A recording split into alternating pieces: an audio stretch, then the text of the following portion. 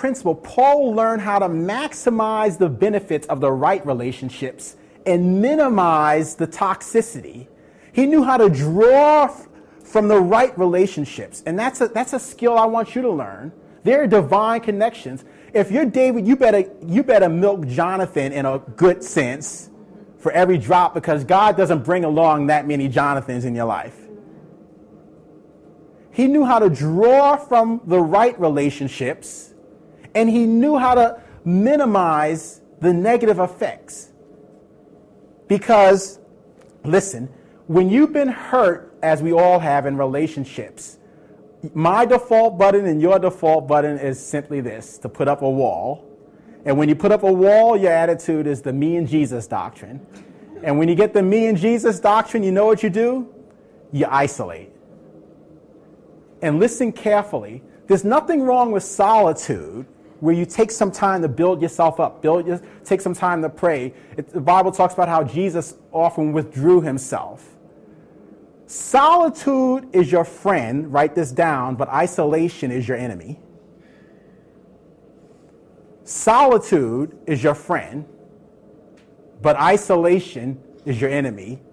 And it's real easy to isolate when you've been hurt. Trust me. Take it from one who knows. It's real easy. It's real easy to not give a second chance. The thing you have to guard against in the people business is not allowing your heart to get hardened. Because people are flawed. You're flawed. I'm flawed. And Paul teaches us this valuable lesson. I want to challenge you right now even. Just take a second. Lord, what are the right relationships you put in my path? And how can I draw from them? I've seen so many examples. I've seen so many testimonies. And what are the wrong ones? And if it's a wrong relationship, you've got to set up boundaries. You've got to figure out, I got to minimize this. You see, we're going to read about it. There's a guy named Alexander the coppersmith and another guy named Demas that we're going to read about. And these cats did Paul wrong. But then there were people like Timothy and Titus and Barnabas for a season. See, you got to make sure that the Demases and the Alexander the coppersmiths of the world don't jade you so much that you're unable to receive from the Timothys and the Tituses and the Barnabases and the John Marks of the world. So we want to talk about 8 different types of relationships that you have to master. 8 different types of relationships. I generally never do this, but I'm so excited. I gave you the Cliff Notes in advance. If you got the email blast, I'm going to give them to you right now. The first type of relationship you have to master is your relationship with yourself. If you can't get along with you, how are other people going to get along with you?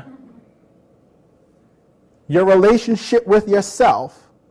The second type of relationship you have to learn how to master is relationships with people who disappoint you.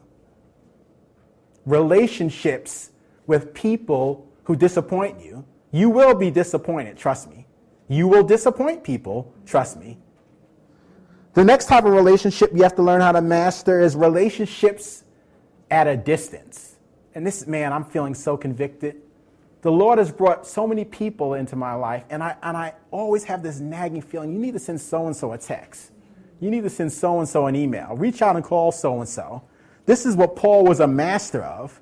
You read the church, the letter to the Ephesians, to the Corinthians, or to the Romans. That was Paul's way of texting. Text. How you doing? You still reading the Word? You still go to church? I led you to the Lord. You backsliding? What you doing this weekend?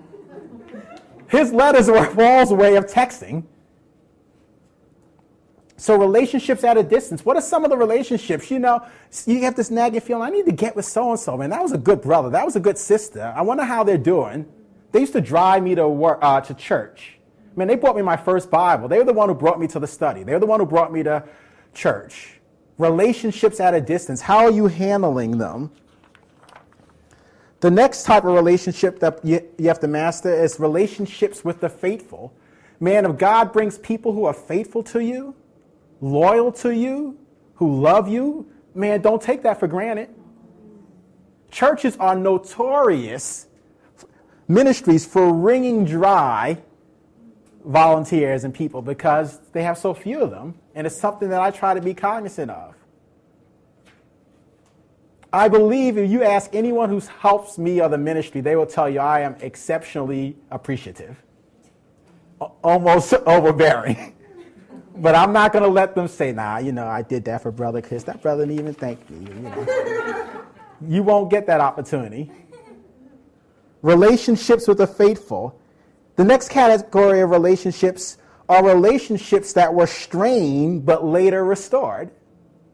Relationships that were strained. We're going to see this with John Mark. In other words, John Mark, many of you know, on the first missionary journey, we'll look at it as we get to that portion of the teaching, he bailed. He was Barnabas' cousin, and he bailed ship. And Paul was a type A New Yorker, and Paul's like, nah, if you bail, cut ya.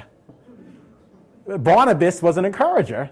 Think about it. Barnabas brought Paul so it was in his DNA to give people a second chance, cut them some slack. Nobody's perfect. Paul's like, we got a mission to do. We got to evangelize the known world. He flaked. He tripped. He's trifling. See ya. But Paul was smart enough not to burn bridges. Man, there's nothing as sweet as a relationship that was strained that's later restored, and you snatch victory out of Satan's hands and cause it to be defeat. That desire leads me to pray for people who've hurt me daily. You ask my wife, sometimes we'll be in the car, we'll be praying right in the middle of it. I'll start praying for people who've done me wrong. Relationships that were strained but later restored. You got to mask them. When I mean mask them, in other words, if the person shows some contrition, if you feel the Lord leaning, you want to be open. You don't want to hold it against them. One of the things that can destroy a marriage is when one of the spouses punishes the other one over a thing or an event for life. Marriage is perpetual forgiveness.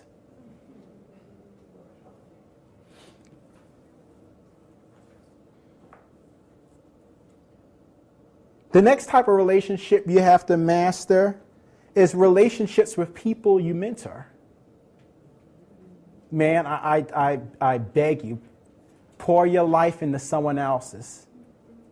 Time doesn't even allow me to explain the benefits of that.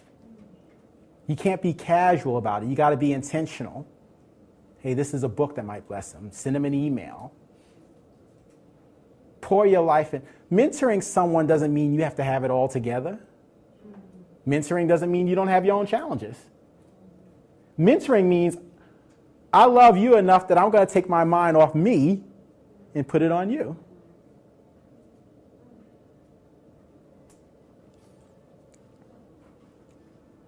The next type of relationship that you have to master, man, this is a big one, is simply relationships where people have hurt you.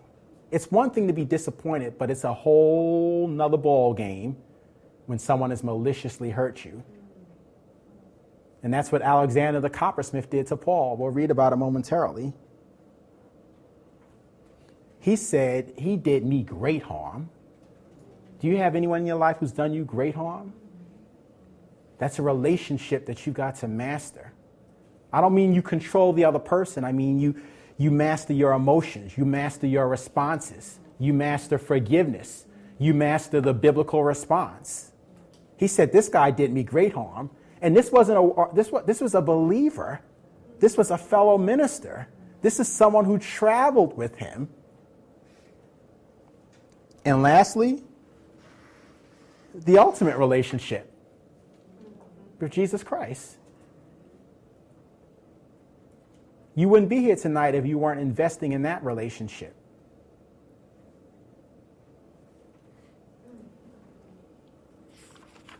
So let's take a look at this. Let's recapitulate, because I want you to, this is very important. This is life-changing if you'll capture it. Let's recapitulate very quickly. Number one, the most prolific man in the Bible, short of Jesus Christ, the thing that was on his mind before he was about to die was not his accomplishments, not his letters, not his trips, not even his mistakes. The thing that was on his mind were his relationships, and he reflected on them.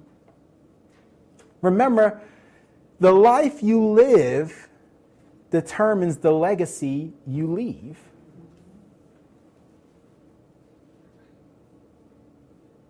We want to be intentional about how we handle these relationships, because the life you live determines the legacy you leave.